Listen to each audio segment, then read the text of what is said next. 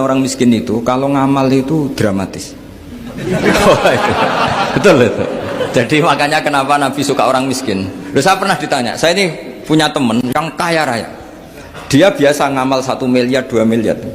Dia nggak terima sama fatwa saya, Gus kenapa Anda masih muji orang miskin? Ngamalnya tuh banyak saya sekali ngamal bisa 1 miliar, setengah miliar. Tapi kata saya, ngamal kamu itu tidak dramatis, nggak seru kata saya.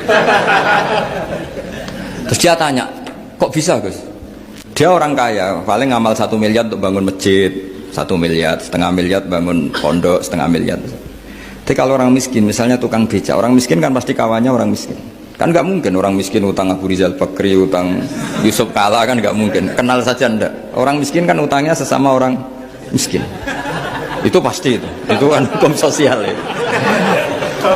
Nah ternyata itu apa? Hari itu anaknya ndak makan, hari itu istrinya mau kelahiran. Utang sesama miskin, diutangi 50.000. Tapi uang ini dramatis. Kalau hari itu nggak makan mati. Artinya apa? Ada orang ngamal 1 miliar untuk bangunan, kadang aksesoris. Yang satu ngutangi 50.000 tapi taruhannya nyawa. Nah sekarang menyelamatkan nyawa sama bangunan keren mana?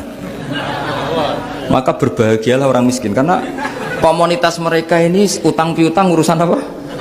Nyawa. Jadi ini lebih dramatis ya, lebih dramatis. Lebih keren. Loh, makanya utang piutang orang miskin itu paling diabadikan Quran karena lebih keren, lebih keren. Karena nyawa apa? Loh saya ini kan termasuk kecil sudah kiai agak keren, sudah kiai agak mapan. Itu kalau orang-orang kaya nawarin saya paling Gus nggak ganti mobil, nggak ganti aksesoris mobil itu. Itu nggak keren.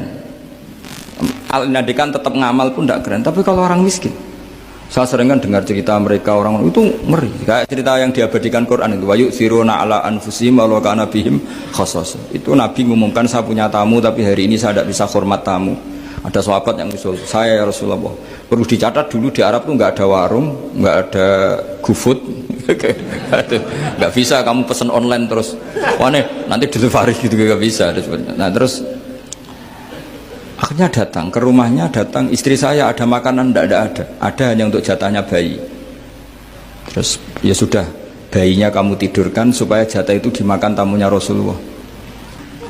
Sehingga pagi-pagi dia datang ke Nabi, kamu punya amal apa? Sehingga tadi malam ada ayat wa yu'thiruna ala anfusihim walau kana bihim khassasa. Mereka mengalahkan kepentingan dirinya sendiri meskipun punya kepentingan sendiri demi tamu tadi.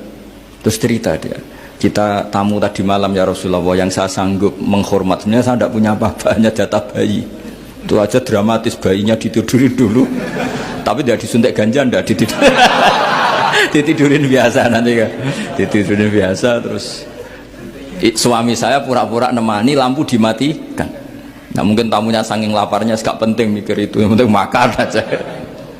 Jadi maka sebetulnya orang-orang miskin itu tidak usah hiru, wah itu orang kaya bisa ngamal masjid 1 miliar, 2 miliar. Tetap ngamalnya ini sesuatu yang tidak mendesak. Tapi sesama orang miskin, kalau temannya minta tolong itu mesti dramatis. Istri mau kelahiran, kematian, kelaparan. Wah yang diselamatkan itu seru semua.